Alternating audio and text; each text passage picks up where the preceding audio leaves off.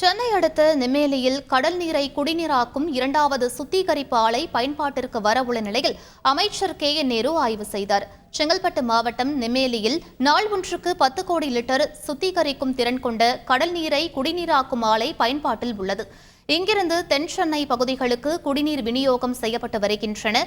இந்நிலையில் இந்த ஆலைக்கு அருகிலேயே தினமும் 15 கோடி லிட்டர் கடல் நீரை சுத்திகரிக்கும் திறன் கொண்ட இரண்டாவது புதிய ஆலை 1516 கோடி ரூபாய் மதிப்பீட்டில் தொடங்கப்பட்டுள்ளது.